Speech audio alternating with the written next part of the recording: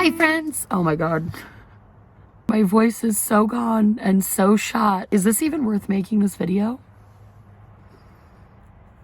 I actually don't know. Well, we're gonna try. Hi. I'm sorry for the way my voice sounds, but the reason it sounds like this is because I went to the Taylor Swift Eras Tour.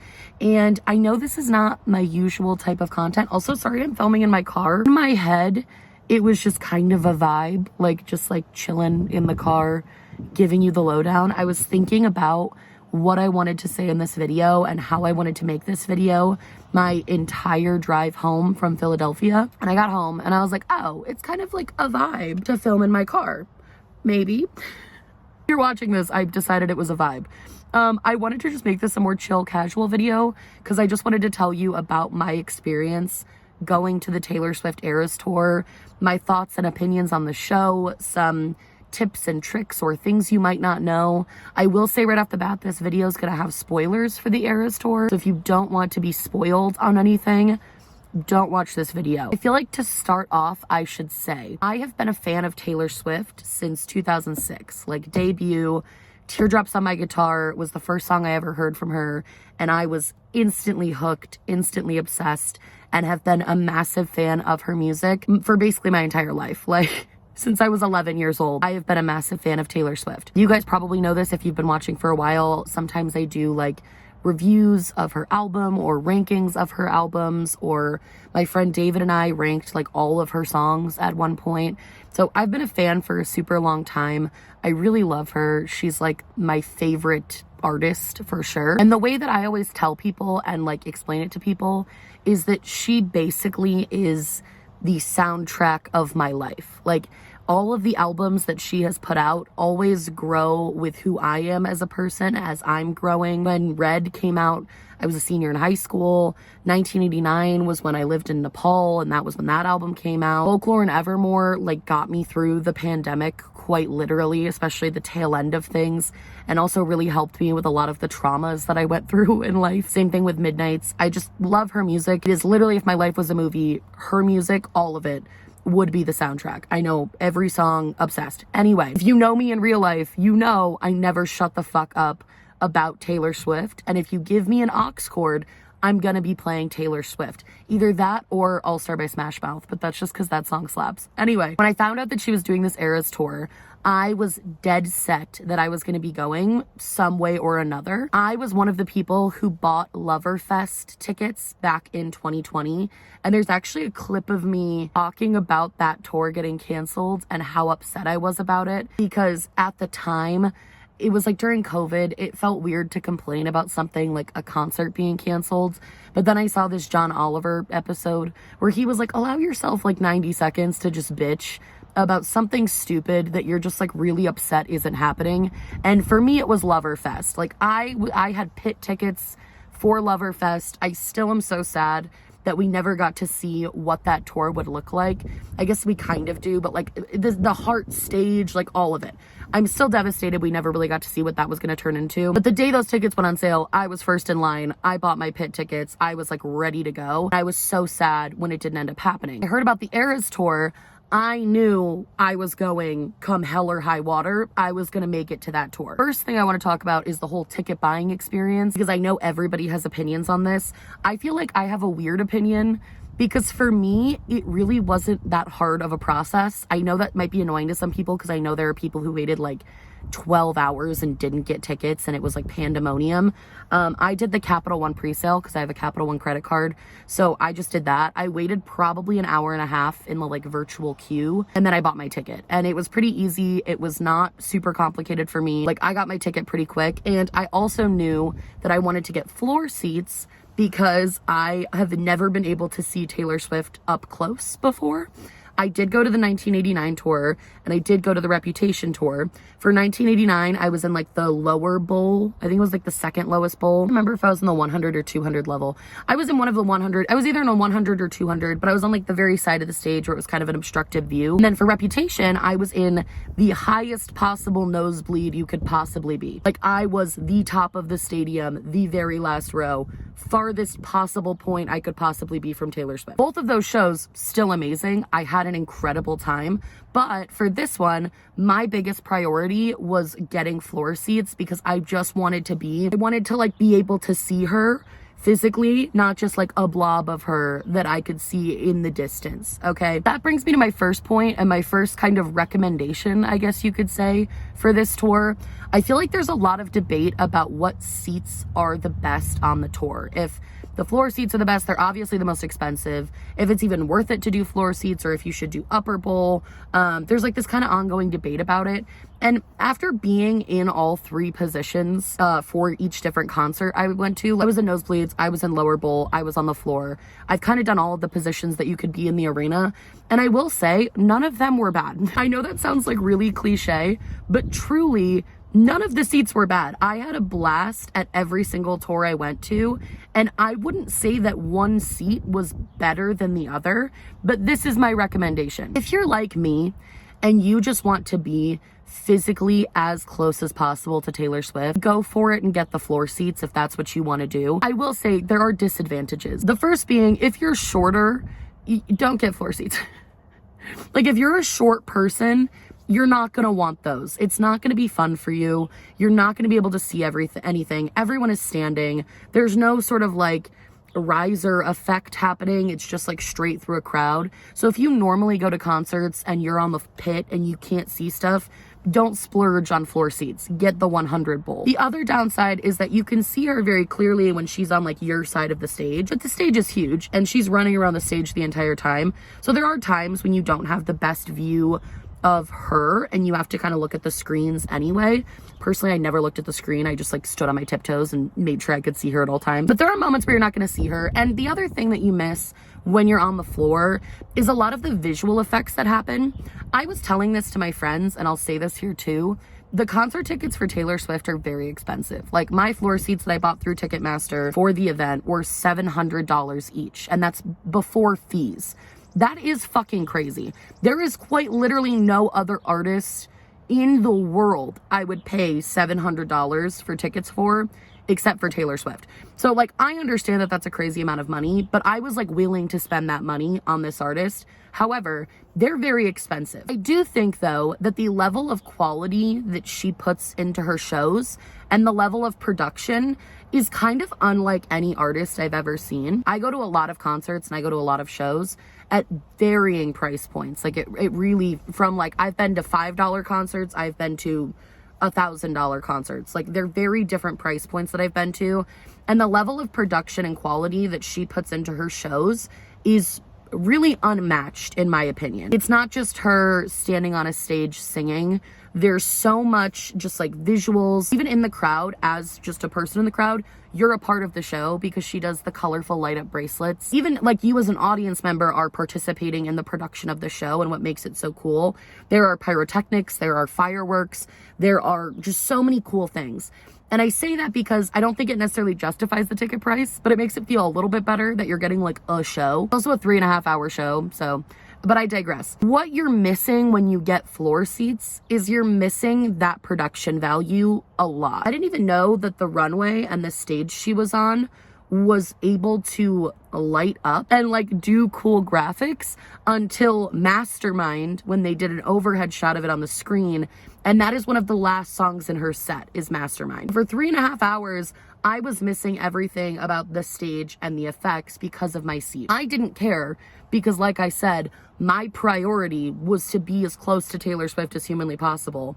However, where you want to sit should really be dependent on what your priority is. If you're going for the high production value and to like really be able to take in everything the show has to offer, which is in a large part the visuals, I would do the lower bowls or the upper bowls. Like, I don't think you could go wrong with any of those seats. I don't think floor seats are worth it if you're just trying to go and like enjoy everything the concert has to offer and see everything. I think the floor seats would really only be worth it if you're someone like me who just like really wanted to see Taylor Swift as close as possible. That's who I think it's for, and that's who I think it's worth it for. You're not going to be disappointed if that's your goal, but like you are going to have obstructed views. You're not going to see everything. You're not going to be able to take everything in the way that I was able to in other concerts. And like I said, I wasn't mad about that, but I can imagine other people being a little bummed that they missed so much after paying so much for a seat. And also, I went with one of my best friends from high school, Amber. Put a picture of us here. We looked very cute. I'm going to talk about the outfits in a second because, oh my God. I went with her, and she even said she'd never been to a Taylor Swift concert before. And she said, I liked being on the floor. It was a lot of fun, but I think if I could do it again, I would be in kind of the lower bowl, like towards the back, so I could really see everything way more clearly. I was like, yeah, I totally get that. Like, I think that's a fair criticism of the floor seats, is that you really don't get the full concert experience that you're kind of supposed to be paying for. You're basically just paying for the luxury to like maybe look Taylor Swift in the eyes. Anyway, so when it comes to trying to get your seats, I would just like not stress too much if you're not getting floor or not getting like 100 bowl. I think if you're in the 200 or 300 bowls too, you're gonna have just as good of an experience. Besides the ticket, I didn't mean to talk about that for so long, but it was like something I thought about a lot. The next thing I want to talk about is the preparation for the show. Now, I made the active choice when the tour started a few months ago to literally delete my TikTok off of my phone and not get spoiled by anything. I didn't want to know literally anything about this show. I didn't want to know the set list. I didn't want to know what songs she did. The only thing that I knew walking into that arena was that she did 2 surprise songs at some point in the night. I didn't know how or when, and I knew what some of the outfits looked like because I still followed her on Instagram the first time. Like I muted her after this happened, but I did accidentally see a couple of the outfits. So the only thing I knew going into this were a couple of the outfits and that there at some point in the show would be 2 surprise songs, and that was it. That was the only thing that I knew about this show. My friend who I went with knew the entire set list, knew kind of what the vibe was, knew a little bit more what was going to happen. And honestly, again, if I could do it all over again, I wouldn't change not being spoiled. I loved not knowing what was going to happen and getting genuinely so excited. I wish I could play for you the video that I took of myself as Taylor Swift came out, because I didn't know anything. I didn't know what the opener was, nothing. But it's such an embarrassing video. I don't want to show anybody. I might put in a screen grab from it because it's just me hysterically crying. Anyway, I feel like the no spoiler route is really fun. It's a cool way to do it. But also, I felt like I was like missing a couple things. Like there was some like inside stuff that people knew to do that I didn't know. Like she came out in a green dress at one point, which, spoiler alert, means that she's about to do the surprise songs, and everybody like freaked out and like stood up immediately and like knew what was happening. There was a song that played before she came on that was, I guess, the song that always plays before she's about to take the stage. So everyone freaked out and like stood up and was like getting excited for her to come out because they knew that this song meant she was up next. I do feel like I missed out on a little bit of that. And I also feel like I missed out a little bit. And now that I can watch the TikToks, I feel sad that I couldn't watch them before because everyone looks so happy and so fun, and getting to see what all the other surprise songs were, getting to see what people packed, getting to see the outfits, like that part has been really cool. However, for me personally, I loved going in knowing nothing. It was actually such a wonderful, incredible experience to see how she does everything. I loved that. With that being said, I was aware, because of my friend who I was going with, that there was like a lot of pressure for what you were going to wear to this tour. Like I said, I went to 1989 and Rep. I did not think twice about the outfits I wore to those shows. I never dressed up. I never went crazy for it. I think for 1989, I made t-shirts that were like literal. Remember in high school when you'd have to make t-shirts for like Spirit Week or something? I don't know if people had those at other schools, but we would like have like the bubble paint and we'd just be like writing stuff on t-shirts. I literally made t-shirts that just said like, "We love Taylor Swift," with my friend that I went with. And for Reputation, I just wore like a cute outfit. Like I just wore jeans and a nice shirt. I didn't think twice about it, basically. It was weird to me that I was hearing and seeing all of this like crazy hype around the outfits that people were wearing and how much effort and how you had to like pick an era that you were going to dress as. And like, I was like, I don't even know what I'm doing here. And I got honestly really stressed out and overwhelmed trying to figure it out.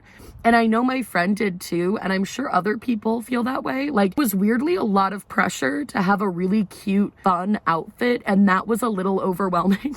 Especially for me, because I don't like dress up like that a lot. You guys know I wear hoodies like every day. Don't dress up a lot. There was a lot of pressure to show up and show out, and I actually ordered an outfit online that came and then looked terrible on me. I hated how it looked. And I was panicking and spiraling and like going to the mall and like trying to figure out what the fuck I was gonna wear, because it was like 3 days before the show that my outfit came and it looked terrible. And then the night before, I just threw together what I ended up wearing, which was a bodysuit from Savage X Fenty that I already owned and had owned for like years, a skirt that I got from Target for Halloween, and a bathing suit cover up that I bought last summer that was just like a sheer bathing suit cover. That's what I wore. And honestly, I loved my outfit. I felt so comfortable in it. First of all, it was so comfy. Second of all, I thought I looked so cute.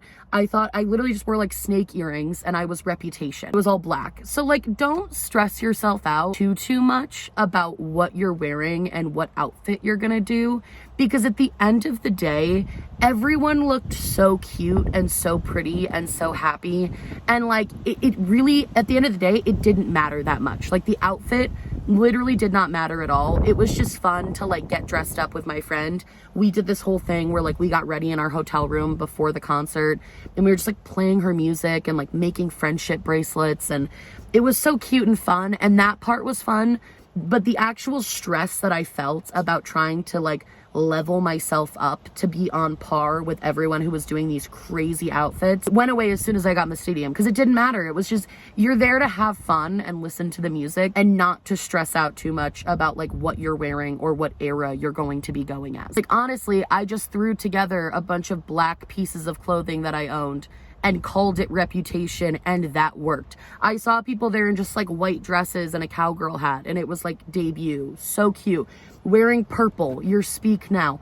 The eras are so color coded that you really can just wear like that color, and it's like, hey, you're Midnights, congratulations. It doesn't need to be a big thing. The only thing I would suggest is glitter. I would do the glitter. I would have fun with glitter. I will show you a selfie I took of my face. You can see I did the glitter on the face. There was glitter everywhere in that arena, and it was the prettiest, coolest thing. I loved it. Everyone had so much glitter on. There were like sparkly blazers and like glitter on the faces and glitter dresses and sparkles everywhere, and that was wonderful. So the only thing I would really suggest is just make sure you're doing some type of glitter. Anyway, I'm literally looking at my car that my friend was sitting in. She had these glitter pants.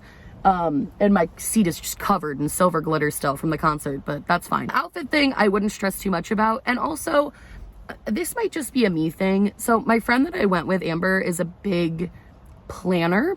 She likes to plan everything. I am very much a like, we'll just go with the flow and whatever happens, happens, bestie. Like that's my game plan. So she like knew all of this information and knew all of this stuff about everything. And I did not know. I booked the hotel and I made sure there was parking. Like that's all I worried about. So on the day of the concert, I obviously live in Rochester, New York. So I had to drive down to Philly. So the day of, morning of, I left Rochester at around 8:30 in the morning, drove to Syracuse to pick up my friend Amber. That's where she lives.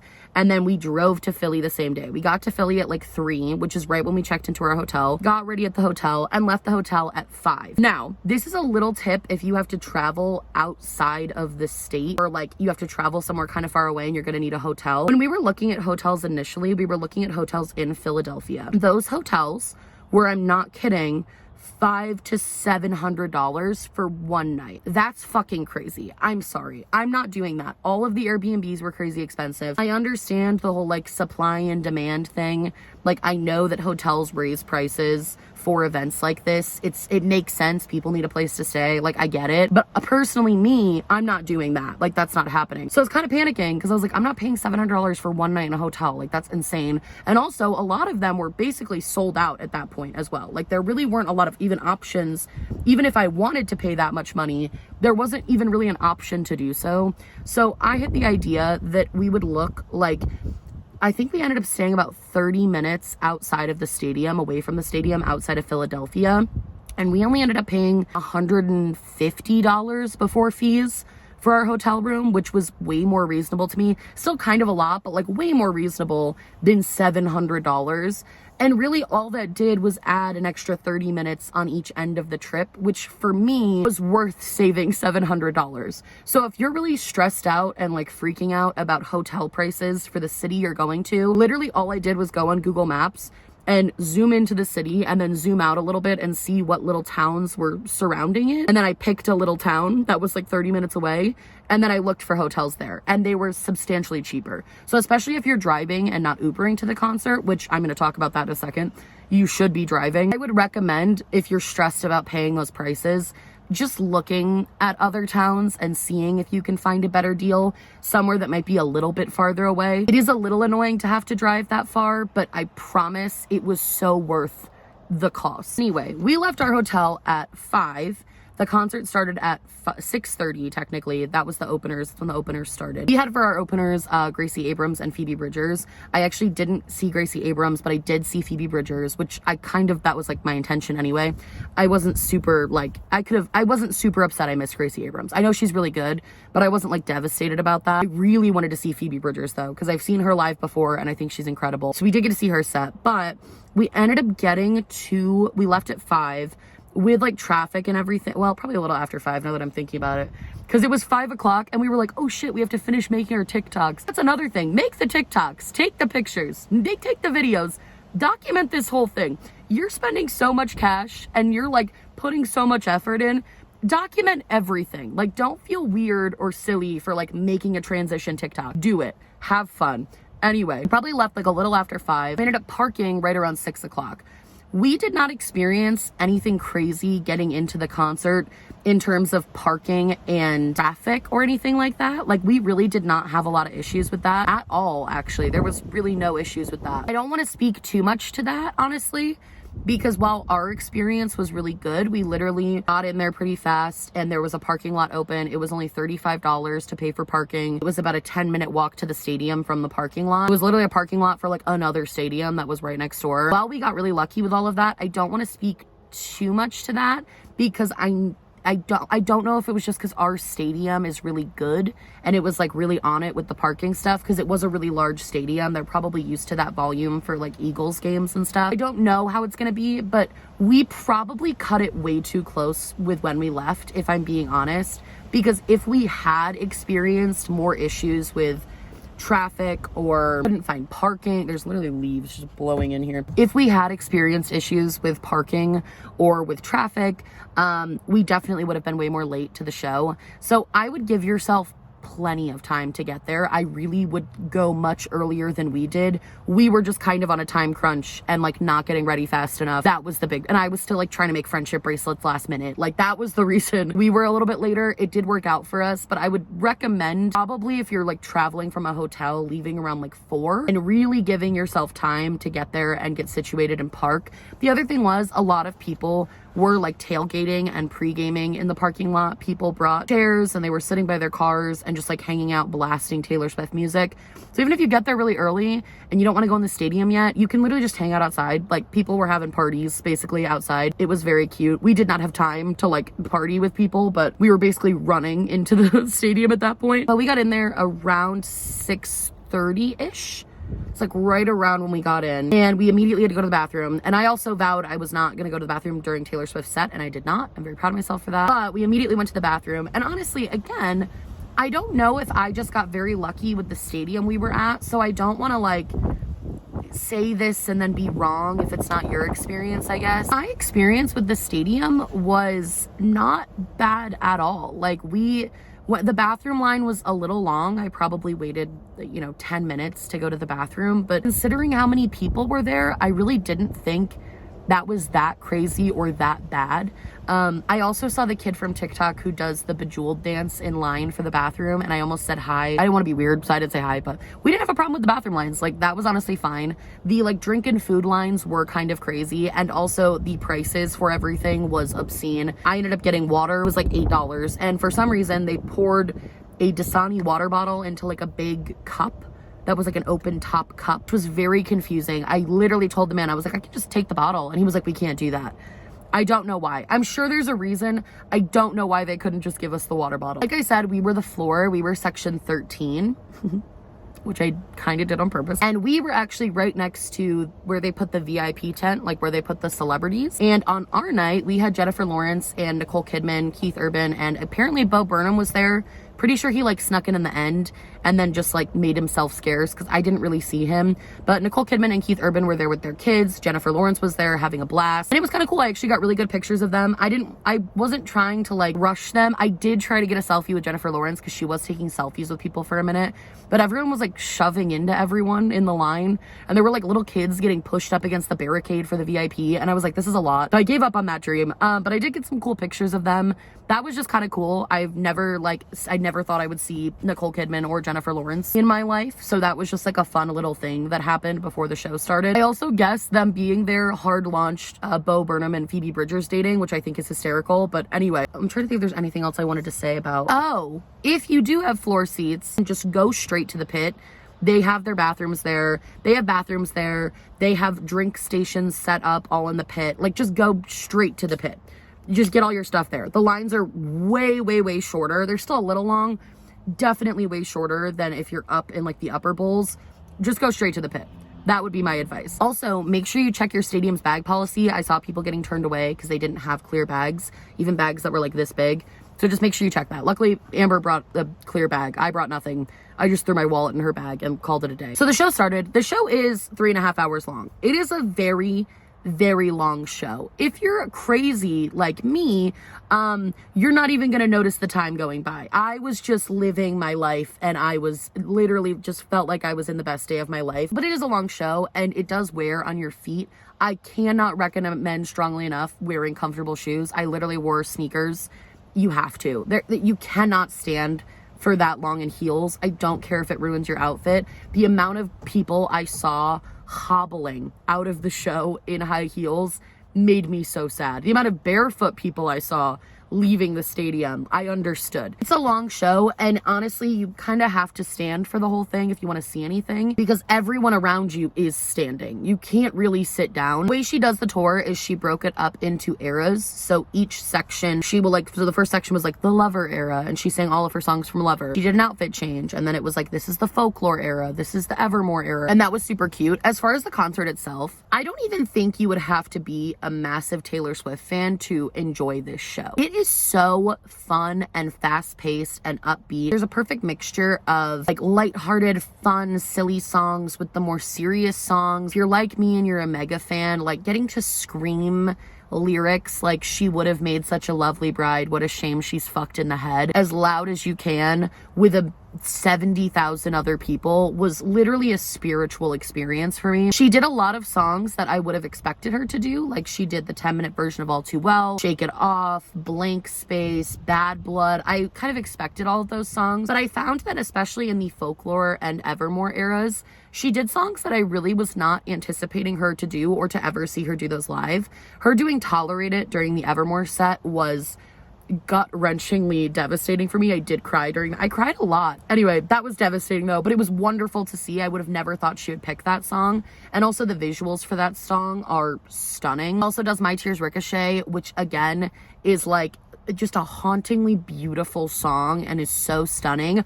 I never would have guessed that she does Marjorie in a million years. Like I never would have thought that would be on the set list. So to hear those more unexpected choices made me really happy and made me really glad that she put those in, especially for those albums, because if you think about it, those albums didn't have a ton of lead singles the way that her other ones do. I think it gave her a little bit more flexibility to be able to throw in more like fan favorite songs and more like different songs that you wouldn't expect. Whereas with the other eras, there was kind of those classic ones. Everyone knew she was going to do those. Those are her big hits. There's a good mixture of like her biggest hits and also songs that you wouldn't necessarily expect to hear but are still amazing and wonderful to hear. The other thing I would recommend is bringing tissues, because my God, I did not think I was gonna cry that much. I knew I was gonna cry when I saw her. I just knew I was gonna be like too overwhelmed and I was just gonna start crying, and I did cry when I saw her initially, but that was really the only time I anticipated crying during the show. Maybe at like the ending, but I didn't realize how much her music was gonna hit me seeing it live and being that close to her,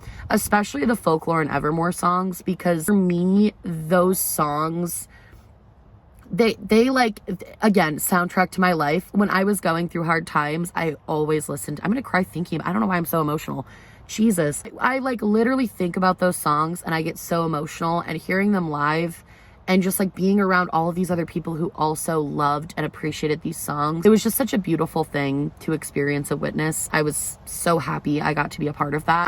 But I actually cried a lot during the show. I thought it was beautifully done.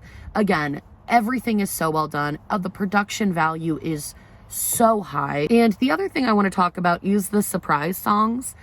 I feel like there was especially now that I'm seeing all the TikToks, I feel like people are putting a lot of pressure on the surprise songs. I got The Best Day and Hey Steven. I knew she was going to play The Best Day. I literally have been saying that for like weeks. I'm like, it's on Mother's Day. I'm going on Mother's Day. She's going to play The Best Day. Obviously I cried. I cry every time I hear that song anyway, but I was like hysterical at the show. So I knew we were getting that one, but Hey Steven was definitely like a surprise to me. I'm really glad we got that one. It was a lot of fun. But with the surprise songs, there's always going to be a song that you kind of wish you heard more. I feel like for most people are going to be like, oh, I wish it was like Death by a Thousand Cuts or, you know, Long Live or like one of these other songs.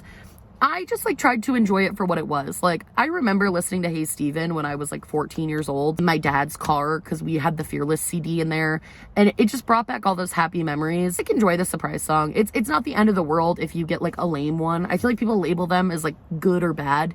I don't think any of them could be good or bad. It's literally just like, that's the song she chose that night. Let's just have fun. This is probably the only time you're gonna hear this live, or like anyone's gonna hear it live. So let's just like enjoy it. I don't like the pressure that I felt to like get a good surprise song that night. Like I feel like that's just weird. She's never gonna pick a song that's gonna appease all the people that she has to perform for. And also she's never gonna pick like everyone's favorite song. So it just kind of is what it is. It's a part of the show that's really cool. I really liked how much she talked during that section and how much she spoke about why she was doing each song. I thought that was really cool to like hear her talk about things. I also just love the amount she talks in general during shows. I think it's so cool. This one definitely felt very different than Rep and 1989. This feels a lot more off the cuff and like fun and carefree. Not to say it's not still high quality and obviously very well rehearsed, but this one just feels more, what's the word? This show just feels more like carefree and fun. And the things she was saying and the way she was talking, it didn't feel like this perfectly rehearsed monologue like I've seen before.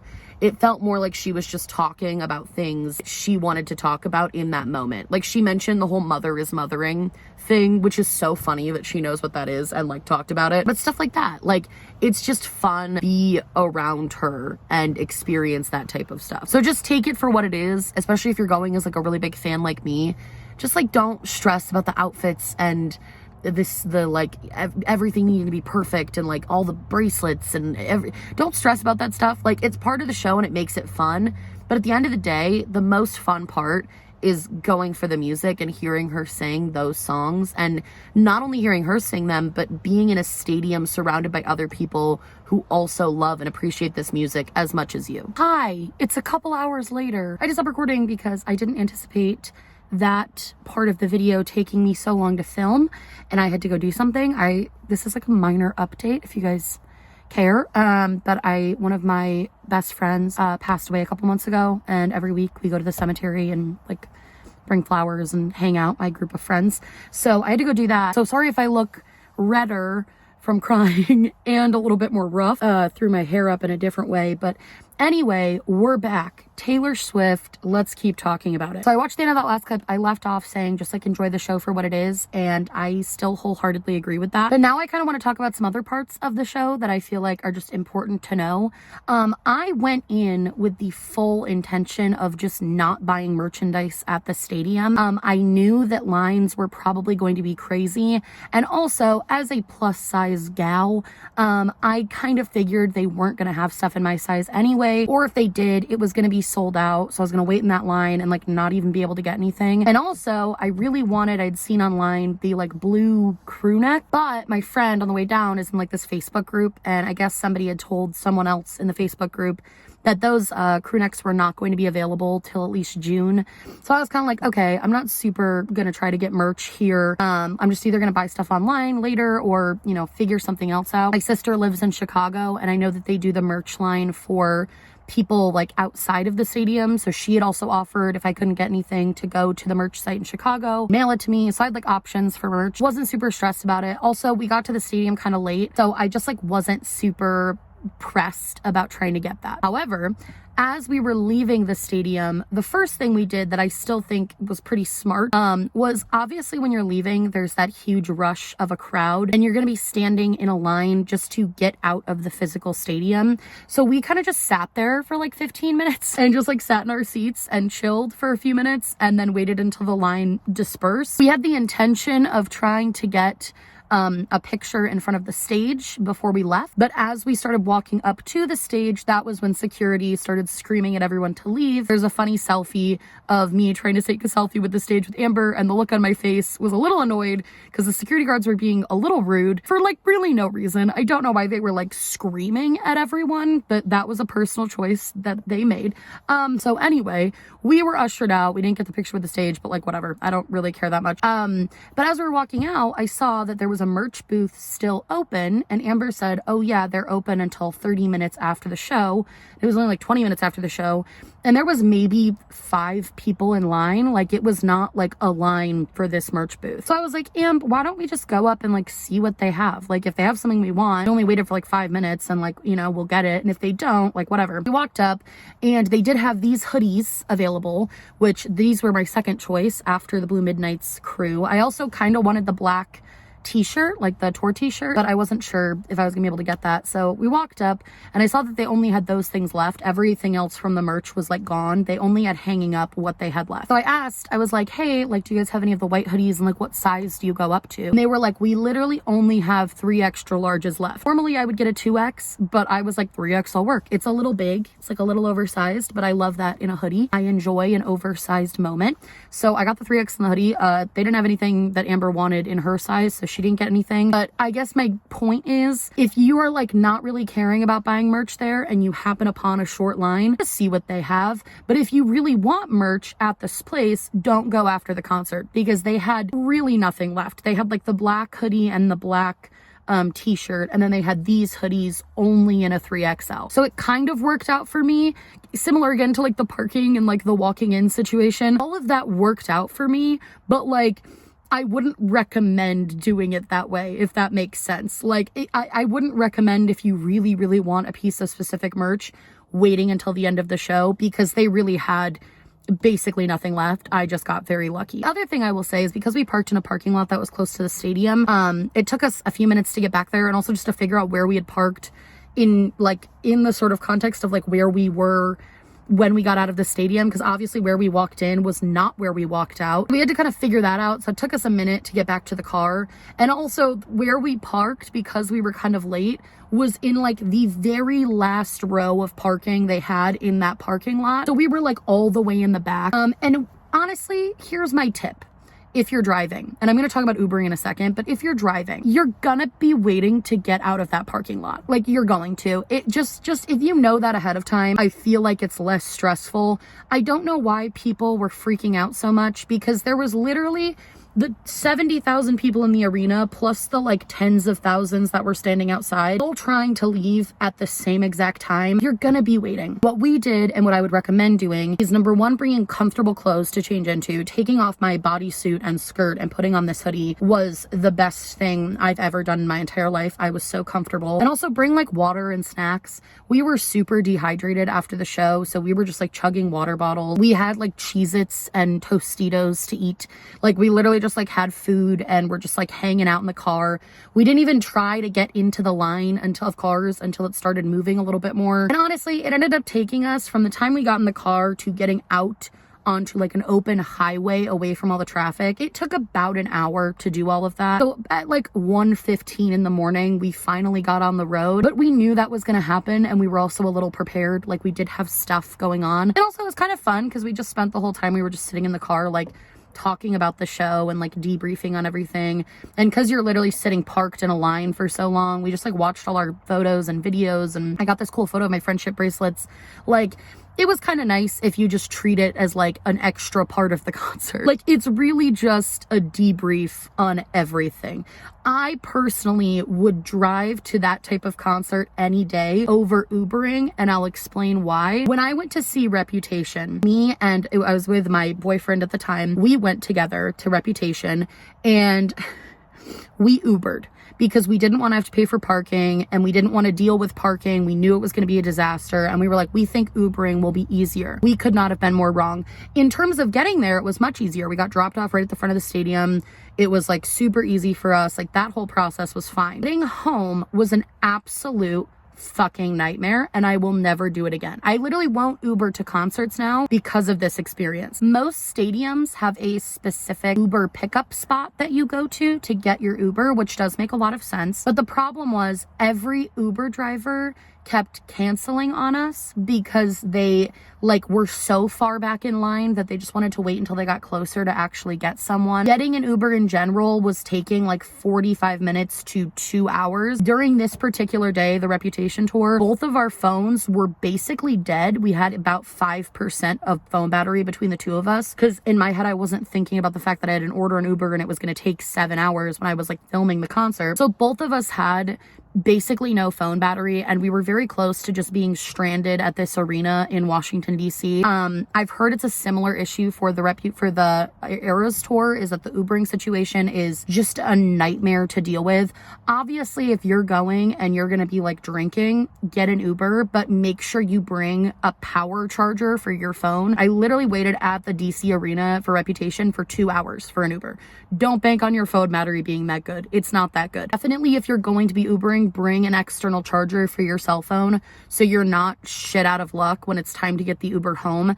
And obviously, if you're going to be drinking or you're going with friends who are going to be drinking, like, do the Uber. Please don't drink and drive. That's so dumb. But if you're not drinking and you can drive and you have the capability to drive to the concert. It was, again, I waited like an hour to get out of the arena in the traffic and everything, but once I was out, we could just go. And I was like sitting in a comfortable car in comfortable clothes with snacks and a phone charger, and everything was good. We got back to our hotel, we went to bed, we got Papa John's at like 1:40 in the morning when they closed at 2 a.m., which I felt terrible about, but they were the only thing open. Then we drove home the next day and had a blast. And overall, it was an incredible experience. For me personally, I would not change anything about the experience and what happened. And I also will say, I think the concert is incredible. Like, I really think it's so good. I didn't really doubt that it would be, but it was just so insane to see everything, to see what she had been working on, to see everything all put together, to see the way that she so seamlessly got through